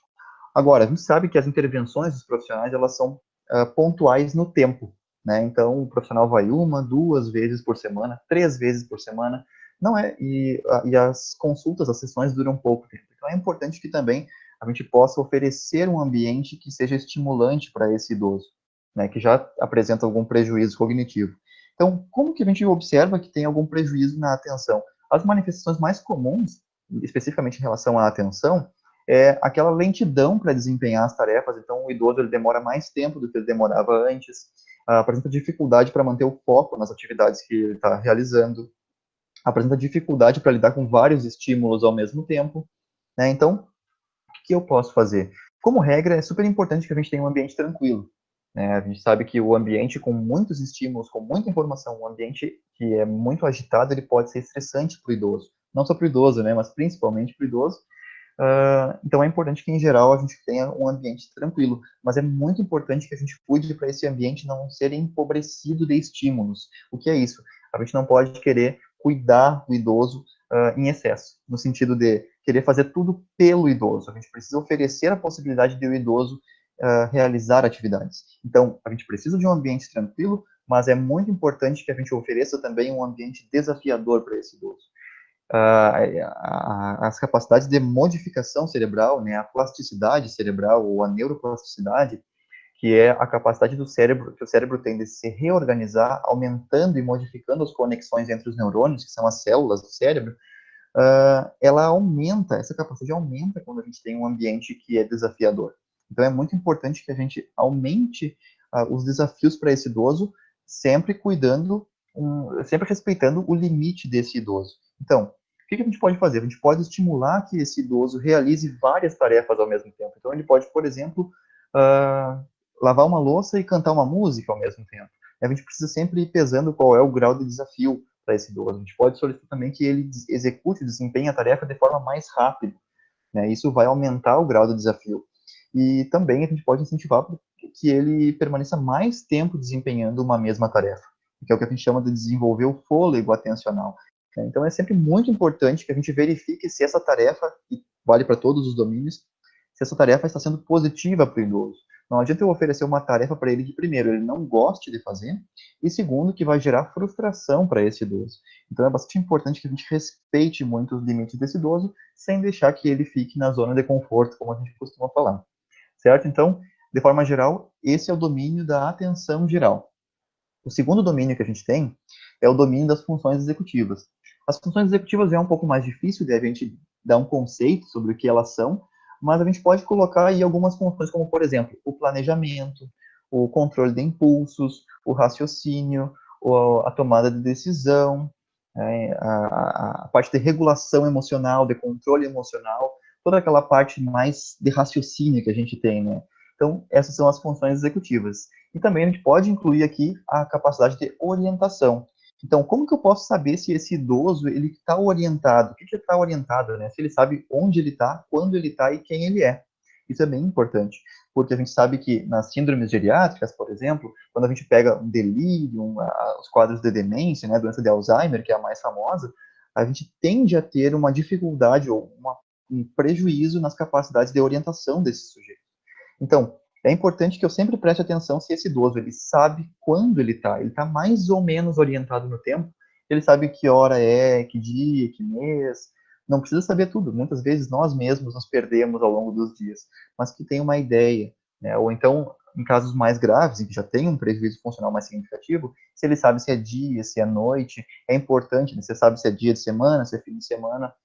Também é importante que ele saiba se verificar se ele está orientado no tempo, no espaço. Ele sabe onde ele está, que casa que é aquela, que cidade que é, e também se ele consegue reconhecer a si mesmo e a pessoas próximas.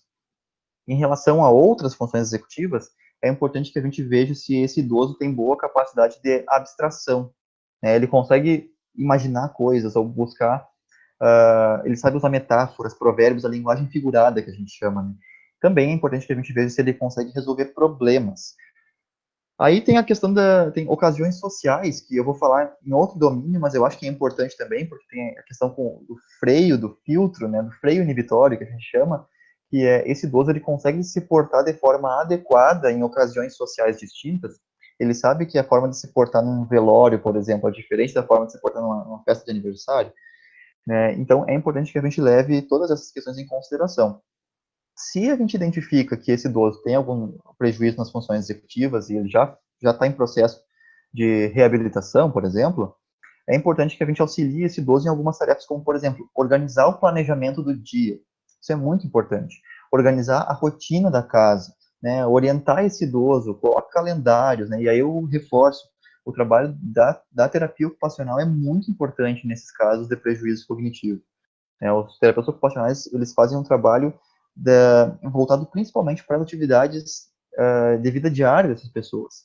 Então, várias outras coisas, né, mas especificamente em relação ao exemplo que eu estou dando, então é muito importante que a gente faça um acompanhamento com terapeutas ocupacionais. Então, utilização de calendários, orientar sobre o dia da semana, sobre a hora do dia, exponham esse idoso à luz solar para ele ter noção se é dia, se é noite, para ter noção da passagem do tempo, isso é bem importante. E também, por mais que a rotina seja extremamente importante para esses idosos, é muito importante que faça parte já na rotina um momento de incluir uma novidade, incluir uma atividade nova, que seria, por exemplo, depois do almoço eu sempre vou incluir uma atividade nova ao longo do dia. Então, ele vai ter a rotina dele no dia, mas sempre depois do almoço é a hora da novidade. Então, é importante para evitar que a gente ofereça sempre os mesmos estímulos para essa pessoa, certo? O terceiro domínio cognitivo, então, o primeiro domínio é da atenção geral, o segundo domínio das funções executivas, o terceiro domínio é o domínio da aprendizagem e da memória. O que eu preciso avaliar? Eu preciso ver se esse idoso ele está lembrando dos eventos recentes, as coisas que aconteceram com ele nas últimas horas. Então, ele lembra que ele almoçou hoje, ele lembra que ele tomou no café da manhã hoje. Isso é bastante importante. Outra coisa que a gente tem que verificar é se ele lembra de fatos ou eventos antigos. Tanto antigos, no tipo, o que aconteceu no mês passado, quanto antigos do tipo, o que aconteceu quando ele era criança. Tá? É a memória de longo prazo que a gente chama. E também é importante que a gente verifique se esse idoso está esquecendo nomes de objetos, né, que tem uma relação entre memória e linguagem, mas é importante que a gente verifique. E também é importante que a gente verifique se ele está criando falsas memórias, né, ele está misturando memórias. Se ele está com dificuldade para lembrar de eventos recentes ou antigos, ou se ele está misturando muitas memórias, é importante que a gente faça uma avaliação. Em relação ao desenvolvimento, à estimulação, melhor, né, das capacidades de memória, é fundamental que a gente sempre converse com o idoso e faça muitas perguntas para ele. Então, se o idoso gosta de assistir novela, por exemplo, eu posso perguntar o que está acontecendo na novela, o que aconteceu no episódio anterior, ou pedir para esse idoso contar, fazer um resumo da novela. Eu nunca assisti novela, então me conta o que está acontecendo. Mas eu reforço, sempre priorizar os interesses do idoso, isso é muito importante. Outra possibilidade que a gente tem é rever as memórias autobiográficas desse idoso, as memórias da vida dele. Então a gente pode pegar um álbum de fotografias, pode pegar um livro de memórias e pedir para ele contar histórias sobre isso. Vai ser uma forma muito boa de ativar os circuitos neurais e de estimular a neuroplasticidade, certo? O quarto domínio cognitivo que a gente tem, então, é o domínio da linguagem. Como eu falei, todos os domínios têm uma relação muito íntima entre si, mas, em especial, o domínio da linguagem e o domínio da memória, eles são muito relacionados. Então, em relação ao domínio da linguagem, eu preciso verificar coisas muito simples. Primeiro, o idoso está compreendendo o que eu estou falando para ele. Segundo, ele está conseguindo se expressar, né? Se eu consigo manter um diálogo legal com ele, ele entende o que eu falo e ele consegue expressar o que ele quer dizer, tá legal. né? A princípio a memória está ok. Agora, é importante também que a gente verifique não só esse tipo de linguagem oral ou falada. É importante que a gente verifique se esse idoso possui habilidades de leitura e de escrita, caso ele seja alfabetizado, obviamente, né? Então, se ele apresenta qualquer prejuízo, é importante que seja feita uma avaliação, e aqui não esqueçam, se tem comprometimento linguístico, é muito importante que seja feita uma avaliação por fonoaudiólogo, muito importante. O que, obviamente, não descarta a avaliação com outros profissionais. E, tendo algum diagnóstico ou observando que se tem, de fato, um prejuízo funcional, a gente pode estimular esse idoso. Então, incentivando a leitura e a escrita é o principal método para estimulação da linguagem. Quando a gente fala em linguagem, é importante que a gente lembre sempre que ela não tem a ver exclusivamente com a fala, né? A leitura, ela também faz parte da linguagem, né? A linguagem escrita, de forma geral, e a leitura, enquanto atividade, é uma das atividades que mais estimula a plasticidade cerebral, né? Então, é que mais estimula a reorganização dos circuitos do cérebro. Então, nós temos a leitura, o exercício físico e a interação social. Essas são 3 atividades que mais influenciam a plasticidade, que mais estimulam, né, a plasticidade cerebral. Então, elas são muito importantes para a manutenção e para o desenvolvimento cognitivo desse idoso. Então, a gente pode pedir, por exemplo, para esse idoso escrever uma carta, ou escrever o resumo da novela, escrever uma lista de atividades, fazer a lista de mercado, ler o resumo de uma notícia. E a gente tem casos ainda em que o idoso já apresenta um prejuízo linguístico maior. A gente tem, por exemplo, quadros demenciais, e aí a gente tem a doença de Alzheimer em menor grau, mas também acaba podendo comprometer capacidades linguísticas, ou uma demência chamada, né, demência frontotemporal, que compromete habilidades linguísticas. Então, nós podemos ter um quadro mais avançado de prejuízo linguístico, e aí pode ser importante que a gente peça para esse idoso nomear objetos. Então, a gente pode, inclusive, se já tem um quadro mais avançado de disfunção, a gente pode colocar uma etiqueta com o nome do objeto no próprio objeto, para esse idoso, para a gente dar a dica para ele conseguir ativar esses circuitos através de um priming. Então, é bem importante que a gente preserve a linguagem, porque ela tem uma relação muito íntima com a comunicação. Nós temos ainda o 5º domínio, que é o domínio perceptomotor, né, que envolve todos os estímulos sensoriais, perceptivos e ainda as capacidades motoras. Então, o que eu posso verificar? Eu posso ver se esse idoso ele está com a coordenação motora, com a força e com o equilíbrio preservados. Né? Eu posso ver se ele apresenta alguma assimetria, né, se um lado do corpo está diferente do outro. Se esse idoso ele consegue identificar objetos ou perceber sons e identificar objetos pela visão. E uma coisa muito importante, que o pessoal normalmente não avalia, se esse idoso ele apresenta alguma dificuldade para discriminar odores, para sentir cheiros, para diferenciar cheiros. Muitas condições neurodegenerativas acabam diminuindo essa capacidade de olfato, tá? Então é importante que a gente estimule a realização de exercícios físicos, né? Como eu falei, juntamente com a leitura e com a interação social, ele estimula a plasticidade cerebral, e estimular também a realização de atividades domésticas. Então, isso é importante para repetir os padrões motores que foram anteriormente adquiridos. Então, lavar louça, varrer a casa, né? E ainda vai ter contato com diferentes texturas, sons, temperaturas, enfim. E uma coisa muito importante é variar o ambiente em que esse idoso está. Digamos que esse idoso é acamado.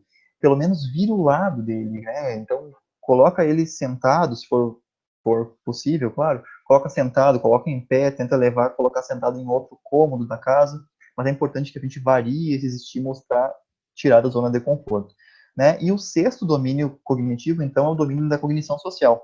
É importante que a gente investigue se esse idoso ele consegue se portar de forma adequada em ocasiões sociais distintas, como eu já tinha falado anteriormente, se ele já manifestou ou manifesta comportamentos considerados inadequados, um que é bastante comum no envelhecimento, que é patológico, né, seria a hipersexualização, né, que é bastante comum, e também se ele apresenta alguma agitação psicomotora ou uma hipoatividade ou ainda compulsões, tiques, enfim.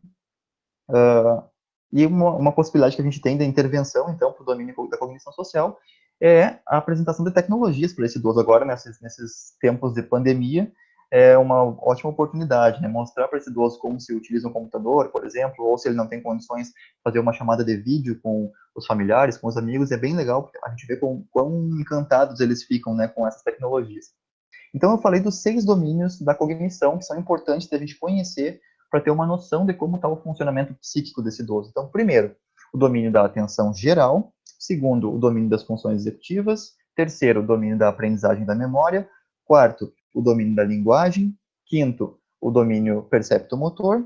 Sexto, o domínio da cognição social. E eu gostaria de falar, por último, para encerrar, sobre um domínio que ele não faz parte da cognição, mas faz parte dos afetos, né? Então, são sobre as emoções, sobre o humor, né? Então, afetividade, humor e emoções. Como que eu posso avaliar como está esse domínio emocional do idoso?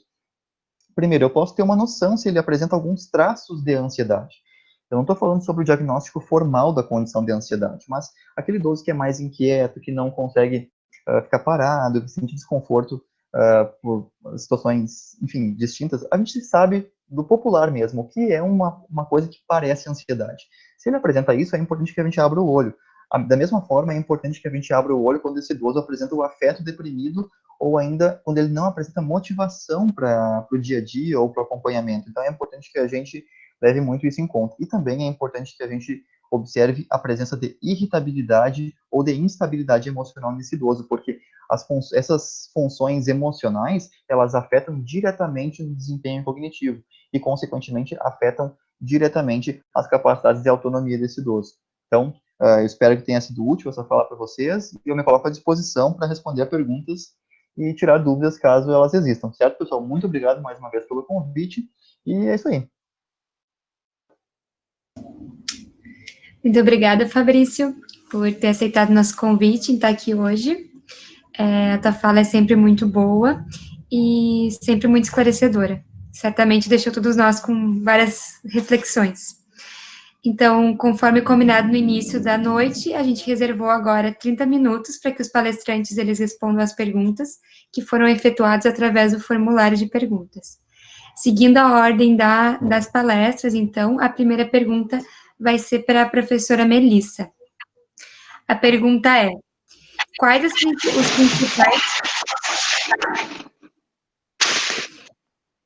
principais desafios para desenvolver o trabalho colaborativo em equipe, visando a qualidade da atenção ao idoso?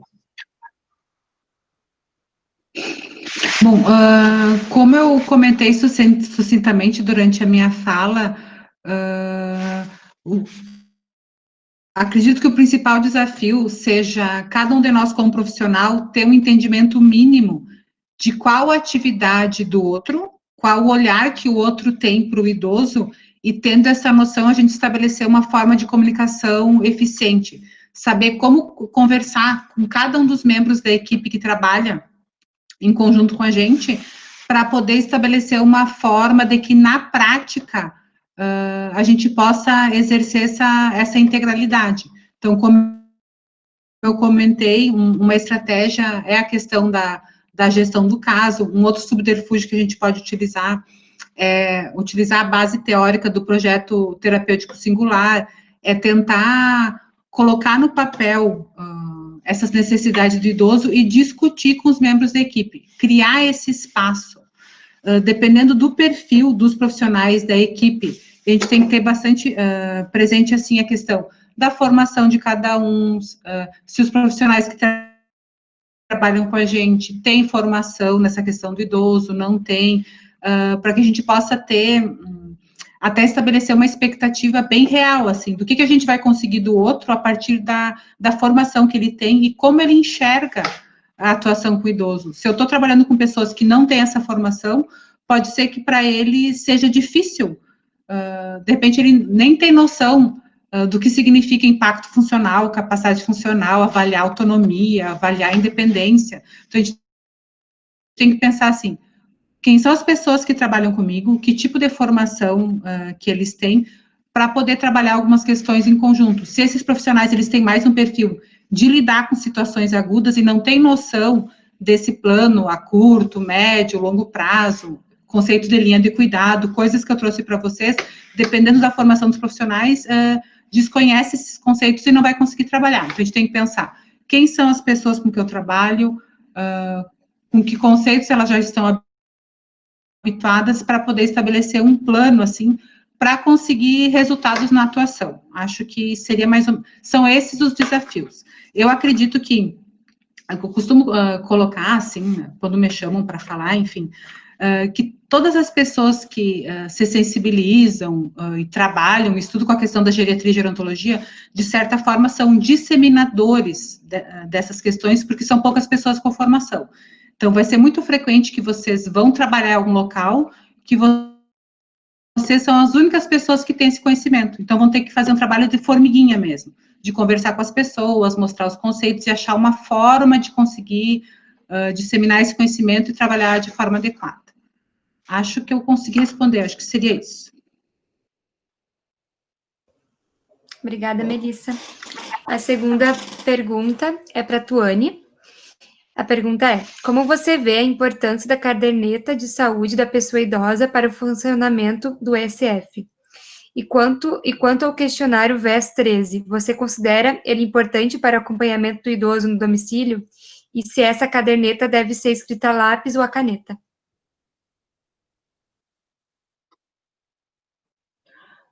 Então, respondendo a primeira parte da pergunta, eu creio que é bem importante o uso da caderneta, trazendo o exemplo dos meus usuários, né? Então, na quinta-feira passada mesmo, uma senhora que eu entreguei a caderneta, que eu fiz preenchimento, ela foi fazer a coleta do exame na SF, exame laboratorial, ela levou a caderneta da pessoa idosa, ali tinha todos os medicamentos que ela usava, então isso deu um norte para a técnica que estava fazendo a coleta do medicamento. No próprio, como eu disse durante a minha fala, no próprio atendimento com o médico, né, ele consegue ter uma visão ali que muitas vezes o idoso ele não consegue falar, não lembra, vai sozinho no atendimento. Então, com a caderneta, ela é um dispositivo, um auxílio a mais. Então, eu creio que ela traz, sim, bastantes benefícios, né, dentro da equipe. E para mim mesmo, dentro do meu próprio trabalho, eu consigo, através dela, ter uma visão ampliada, né, da saúde desse idoso. O protocolo, então, né, de identificação do idoso vulnerável, que é o VES 13, ele é um protocolo que ele vem dentro da caderneta, aonde através de algumas etapas de preenchimento, ele vai te dar se esse idoso tem que ter um acompanhamento de rotina ou uma atenção ou criação de alguma ação mais imediata. Então, ele vai trazer essa vulnerabilidade do idoso. Eu confesso que eu não faço uso do VES 13, porque como eu entrei em março, eu não tive a capacitação, quer dizer, não participei das capacitações da SF, então eu faço o uso da escala de Coelho, que é a escala que consta no nosso sistema do Consulfarma, que ele dá, que eu falei na fala. Mas agora, na última reunião que eu tive com a Letícia, que é a responsável pela política do idoso, ela me explicou o funcionamento do VES 13. Então, principalmente nos idosos que moram sozinhos, eu vou fazer o uso dessa escala. Ela é importante porque ela traz, né, essa vulnerabilidade do idoso, levando em considerações mais os aspectos de saúde do que a escala de Coelho, ela traz outros aspectos para trazer a vulnerabilidade ou não, e leva em consideração a família e não o idoso específico. E a última pergunta, desculpa, Mari, eu não lembro a última parte. Se essa caderneta deve ser escrita a lápis ou a caneta? Eu escrevo ela a lápis, a parte dos medicamentos, ela é escrita a lápis porque ele, conforme o andamento, né, o médico vai fazendo a troca desse medicamento. Então, eu escrevo a lápis, mas as outras partes de identificação, toda a caneta. E a parte dos protocolos, ali também eu faço a caneta, porque ele tem as tabelas, né? Onde a gente pode preencher a cada ano, então não tem problema de ser a caneta essa parte. É isso. Obrigada, Tuane. A próxima pergunta é para o Fabrício. A pergunta é: como você percebe na sua atuação na França o envelhecimento humano? Há uma atenção integral ao idoso ou política que norteia essa atuação? Uh, é, eu estou há pouco tempo aqui, né? Então eu ainda não tenho como dizer com a certeza, mas o que a gente observa bastante aqui? Que as políticas públicas elas são bastante desenvolvidas e, principalmente, elas são implementadas.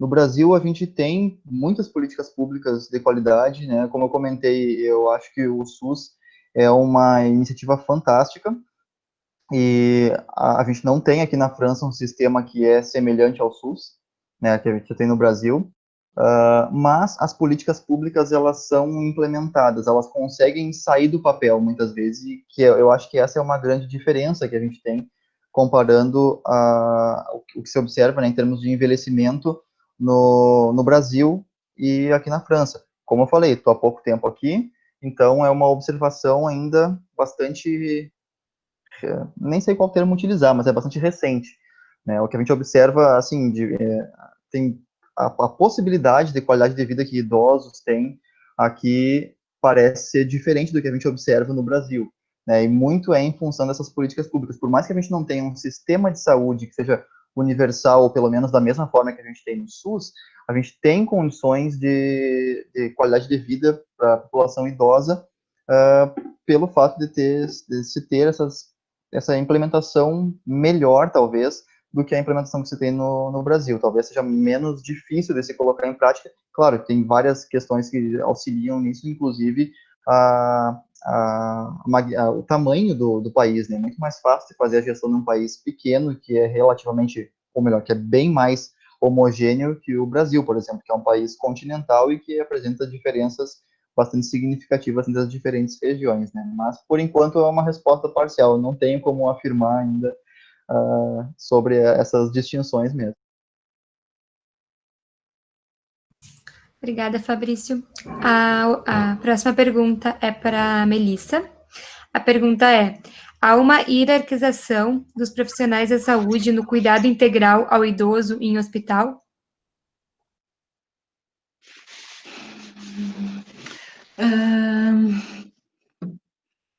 Como eu coloquei na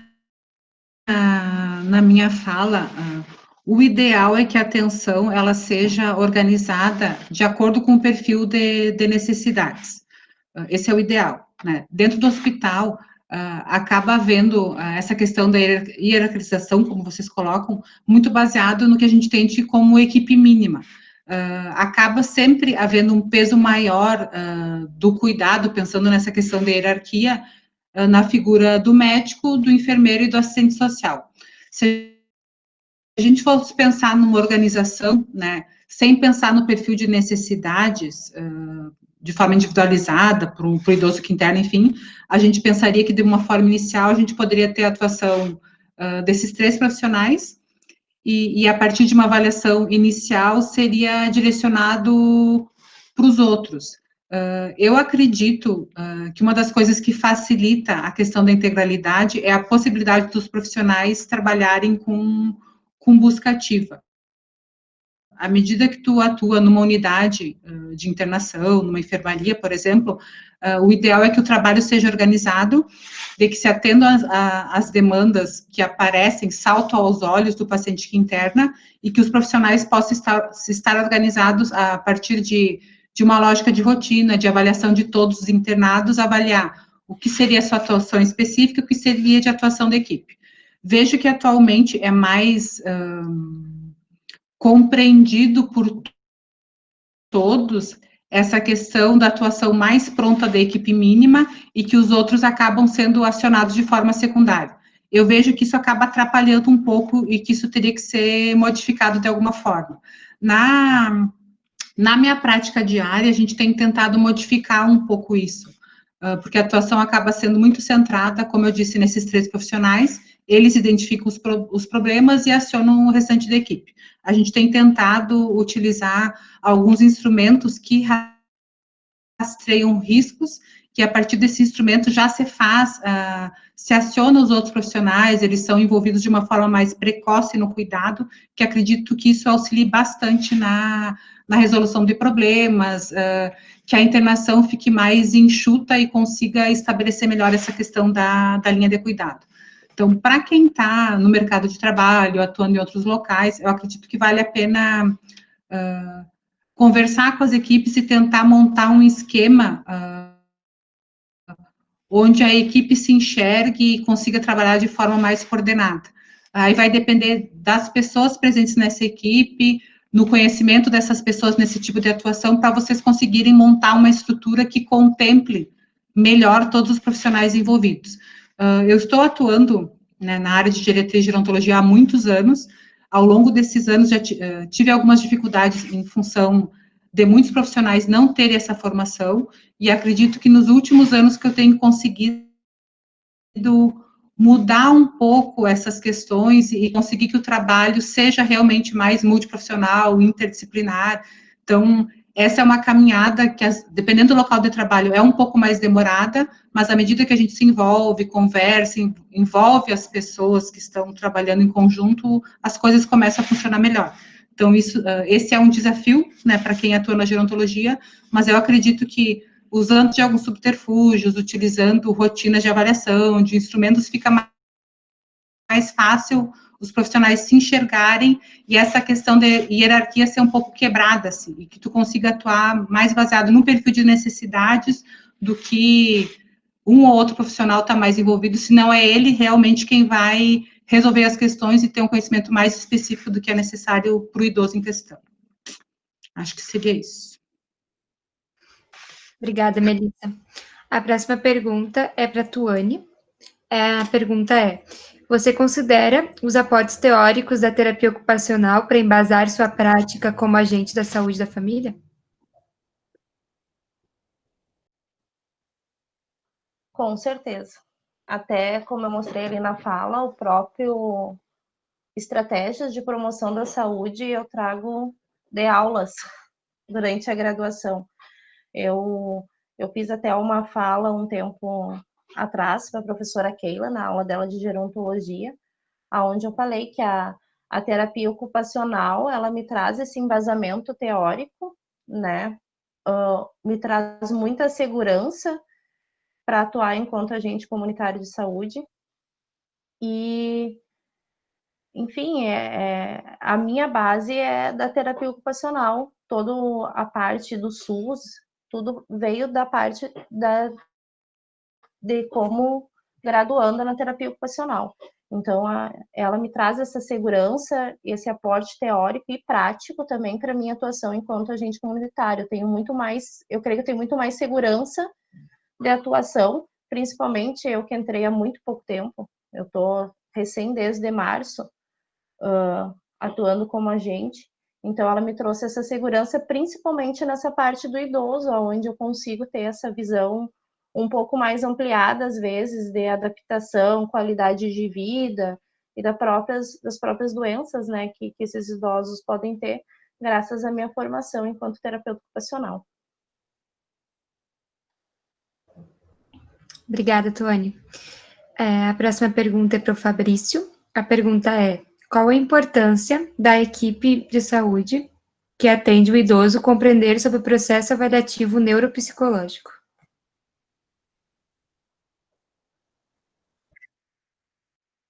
Eu acho super importante, né? Quando a gente pensa em neuropsicologia, a abordagem que eu sigo e que, na verdade, é a mais presente hoje no mundo todo, é que a neuropsicologia é uma área interdisciplinar, né? Então, a gente, por mais que o nome fale, né, a neuropsicologia, e a gente tem, a maioria das pessoas tende a pensar que é uma área exclusiva do psicólogo, ela não é, né? A gente tem um artigo já no Brasil, desde 2012, que se reconhece que a neuropsicologia é uma área de atuação interdisciplinar e no mundo não é diferente. Aqui na França, por exemplo, a avaliação neuropsicológica ela é feita majoritariamente por médicos neurologistas. Então, ela é uma área de atuação interdisciplinar por si só. É por isso que eu sempre bato muito na tecla de dizer que o terapeuta ocupacional não trabalha exclusivamente com reabilitação cognitiva. Claro, especificamente na área de cognição, né? O terapeuta ocupacional não faz só reabilitação cognitiva, ele faz reabilitação neuropsicológica, né? Porque quando a gente faz intervenções relacionadas à cognição, a gente também muda comportamento, a gente também acaba modificando elementos afetivos e emocionais. Então, eu acho que a primeira coisa é a gente entender que a neuropsicologia ela é uma área de atuação interdisciplinar, né? E no Brasil, a Sociedade Brasileira de Neuropsicologia reconhece como uma área interdisciplinar, tanto que existe uma prova de certificação em neuropsicologia. No meu caso, eu sou neuropsicólogo, ou sou certificado em neuropsicologia há mais tempo do que eu sou psicólogo, por exemplo. porque eu era fisioterapeuta e fiz a prova de certificação. Bom, eu sempre faço essa introdução, eu acho que é importante que a pessoa conheça a neuropsicologia, né, como uma área de atuação também. Quando a gente pensa em equipe, é super importante que a gente pense que os profissionais, acho que a Melissa bateu bastante na tecla, né, de conhecer a área de atuação dos demais profissionais que fazem parte dessa equipe para melhor conduzir tanto o processo de avaliação quanto principalmente o tratamento, né, as intervenções que são feitas após essa avaliação, tanto global quanto diagnóstica. Então, quando a gente consegue entender que a neuropsicologia é uma área interdisciplinar e que ela engloba principalmente as capacidades ou os elementos psicológicos dessa pessoa, que inclui, como eu falei, elementos cognitivos, afetivos ou emocionais e comportamentais, a gente pensa que, se a gente for analisar, eu acho que é difícil de pensar algum profissional que faz uma intervenção com uma pessoa que não precise conhecer essa pessoa. Se a gente pega, por exemplo, um profissional de educação física, fisioterapeuta, terapeuta ocupacional, fonoaudiólogo, médico, a gente precisa entender que quando a gente está interagindo com outra pessoa, é uma pessoa que está ali. Então, ela tem dias que ela vai estar melhor, tem dias que ela vai estar pior, e ela vai estar desanimada, e às vezes ela vai, quero desistir do tratamento, e às vezes ela fala, não, agora eu vou voltar. Então, ela oscila, né? E se a gente tem um conhecimento base de neuropsicologia, a gente consegue compreender todas essas variações, consegue entender que essas variações, elas acontecem, elas são esperadas, e consegue, a partir disso, planejar tanto os nossos processos de avaliação, quanto principalmente, como eu comentei, as intervenções que se desenvolvem a partir disso. Né? Então, a neuropsicologia, ela não é uma área específica do psicólogo, é importante que todos os profissionais, principalmente da área de saúde e da educação, saibam que ela é uma área própria da sua profissão também, e que os conhecimentos da psicologia nada mais são do que conhecimentos de psicologia de forma ampla, né? Então, são bem importantes, considerando que a gente vai lidar com pessoas, né? Então, é isso que eu penso, pelo menos, né? Se o pessoal tiver mais interesse sobre a neuropsicologia, conhecer um pouquinho mais sobre a neuropsicologia, eu estou à disposição, pode me contatar pelas redes sociais, o pessoal do Pacto tem meu e-mail também, se precisarem, eu autorizo a repassar ao pessoal, e estou à disposição para caso queiram conhecer um pouquinho mais sobre a neuropsicologia. Obrigada, Fabrício. A última pergunta, então, em função do tempo, é para a Melissa. A pergunta é: qual o impacto do Covid no atual cenário de funcionamento dessa linha de cuidado no SUS?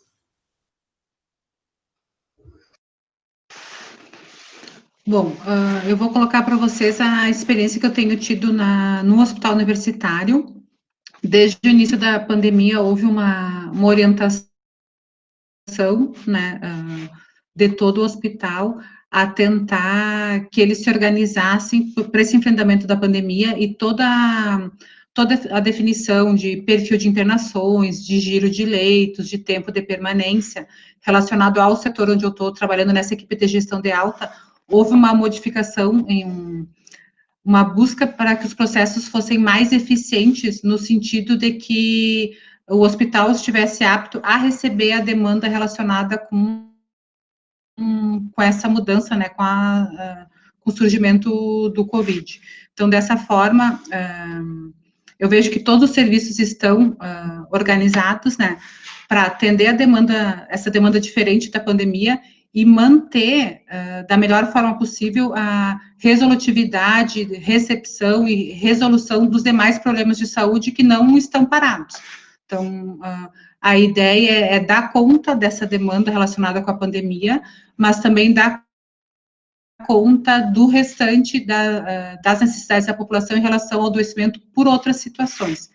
Acredito, pensando no âmbito do USM, que é o qual estou mais envolvida, que está se conseguindo a resolução de situações de forma bem adequada. Acredito que o enfrentamento da pandemia auxiliou a toda a equipe envolvida a se voltar mais para os processos de trabalho e entender a necessidade de que realmente o hospital seja utilizado para o que realmente, para o seu objetivo, que as internações sejam mais práticas, eficientes, com tempo de permanência mais adequado, que as equipes estejam mais envolvidas num plano de cuidado mais adequado, para que o hospital possa ser melhor utilizado. E acredito que isso a gente tenha conseguido bem, assim, nesse período, dando conta das necessidades. Acho que seria mais ou menos isso que eu teria que colocar para vocês. Obrigada, Melissa.